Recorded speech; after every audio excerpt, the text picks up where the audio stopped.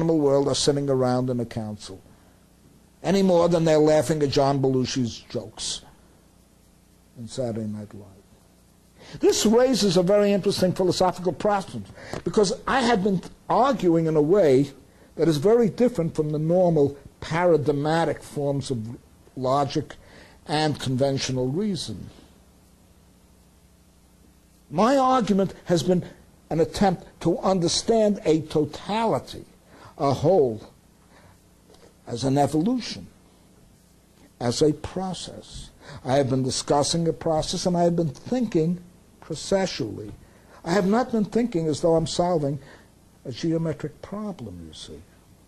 I haven't said, oh, here's an axiom, and I have this theorem, and I have these postulates, and this and that can be deduced from this and that can be deduced from this and that and that. I have reduced, I've tried to find from a previous form those conditions that give rise to a more developed form, and from that developed form a still more developed form. I've been trying to find out if by pressing the logic of subjectivity I arrive at human.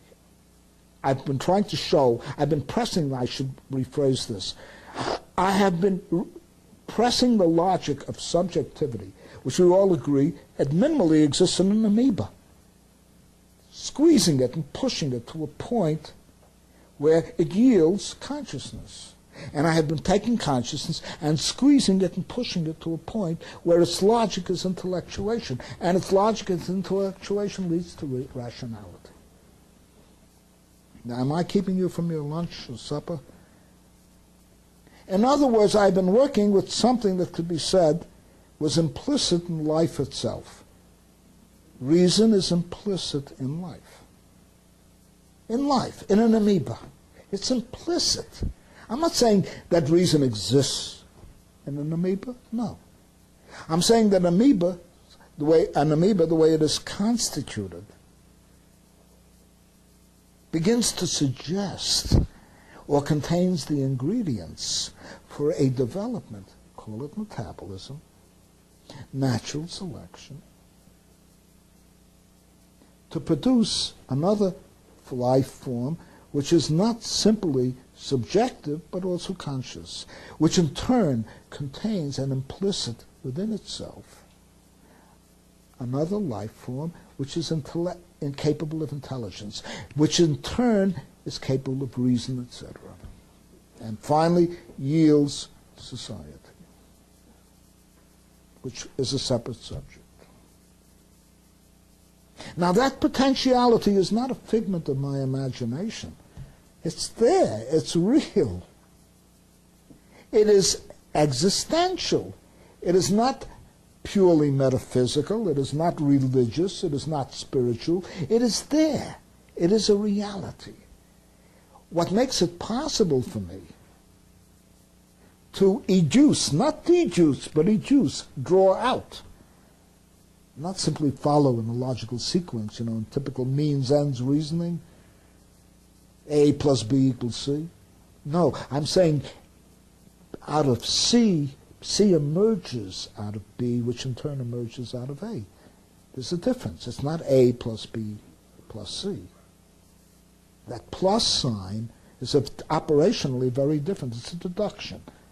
I am educing. I am saying that B emerges out of A, from within the logic of A, from within the potentialities of A. And these are very objective. They're not subjective. I haven't contrived this in my head. I rely on a very real, palpable fact about life as such, and that is that life is self-maintaining and hence subjective because it is a self that is maintaining itself.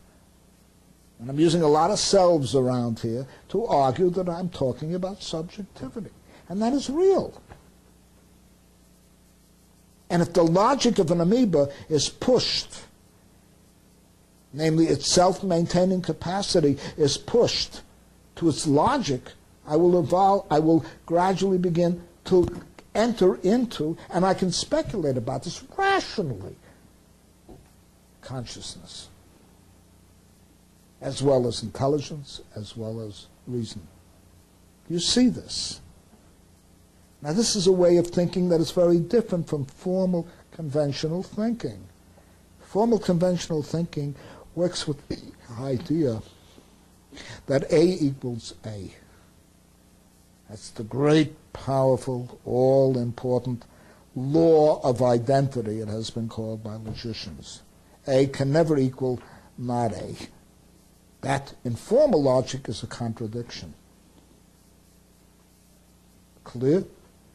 Common sense? Yeah, too common. A equals A, sure. But also A equals non-A. It equals something other than what it is. Implicit in A, by the very concept of the notion of implicit or potential, is the fact that there is a latent non-A in A. So the axiom, and I'm now quoting George Wilhelm Friedrich Hegel, is that the law of identity is incomplete. A equals A and non-A. Otherwise, evolution is not meaningful. A equals what it is and what it can become.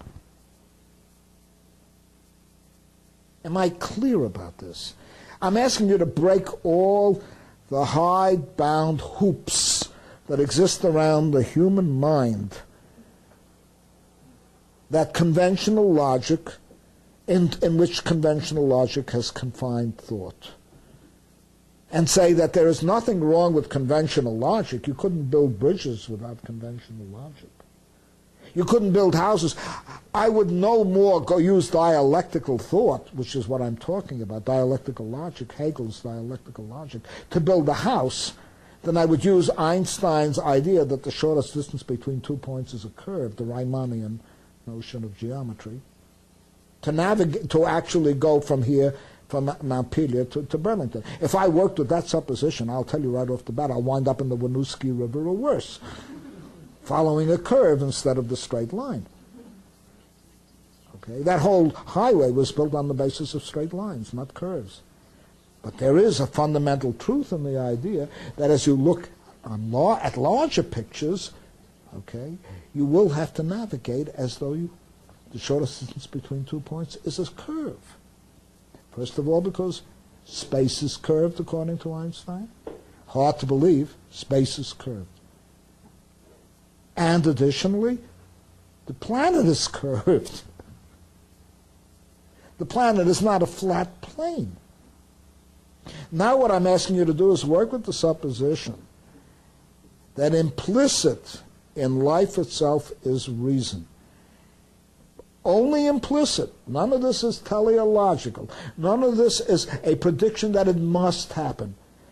The main thing is that if the logic of life is followed from an evolutionary point of view, reason, far from being an accident, would almost seem to be an inevitability. And our relationship with animals and the distinction between them, in which we are both animals and not animals, and that's essential. There's an example of A equals A and not A. We are animals and not animals. And if we don't recognize that we're also not animals as well as animals, we sink into a sleazy form of very naive naturism, in which, the Grand Canyon is gorgeous. Oh, how loving nature is. Well, nature is not loving or unloving. Nature is. It is what it is. And indeed, when you ask what nature is being as such. It's anything, including your notebook, including your lead pencil, or whatever you like. What you're talking about is organic natural evolution and the whole sum and thrust of an organic evolution. Am I clear about this?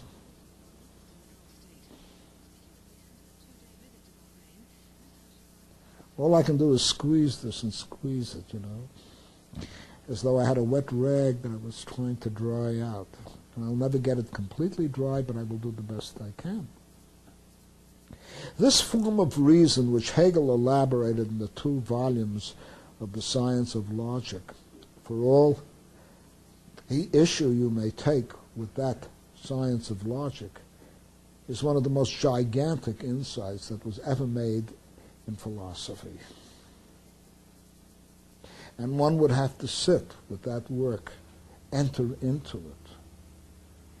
And you know, that's the way to read a work if you really want to understand it. Say, I'm suspending my judgment and trying to be one with the author, if the author seems to have anything worthwhile to say. I'm suspending my logic and entering into the work, becoming part of it. And if you become part of that work, Hegel will, to a very limited extent, I shouldn't say very, an enormously large extent, but not complete, show you how categories unfold in the way I am trying to develop the notion of the potentiality of an amoeba to ultimately following the logic of its evolution, or the evolution of a life form like an amoeba, to turn into a rational being that now becomes nature rendered self-conscious of itself. And we are the articulation, assuming we remain rational, of nature reflecting upon itself and consciously evolving instead of adventitiously evolving as a result of the interplay of various forces such as natural selection. That places upon us the enormous ethical responsibility to begin with. I can go into other questions on ethics, which would require 2 hours in their own right. The enormous responsibility of dealing in a rational way with the natural world. It does. And that now becomes a subject of separate discourse. But to simply awe and awe before the Grand Canyon or before a mountain and talk about the council of beings is to literally engage in the self-deceptive process that is going on throughout all of Western philosophy today, notably in postmodernism, which I don't want to go into. I would beg you, if you care to get hold of Re-Enchanting Humanity and read my criticisms of these various ideologies, including deep ecology.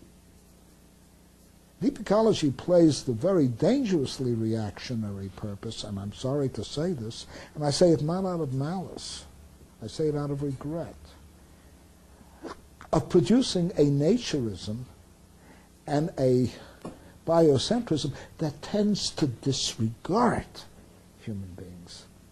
Not only does it ignore, everything that I am saying right now would be regarded by deep ecologists as anthropocentric.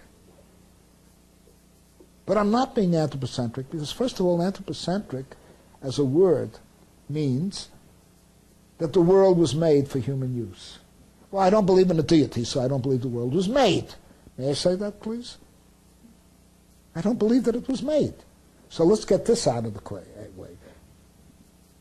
The question is, what deep ecology cannot do is locate humanity in the natural world, because it cannot distinguish humanity from other animals on the one side, or it insists on deprecating humanity completely and emphasizing that if grizzly bears fought with human beings, I would join the grizzly bears. Quote David Foreman, John Muir, close quote. Well, the grizzly bears will not fight with human beings, and if you try to join them, the first thing they'll do is eat you. So the metaphor smells, and there's no war going on between the two. It takes two to make a war, and grizzly bears don't know how to make a war. Let's not kid ourselves. The responsibility thus falls on us.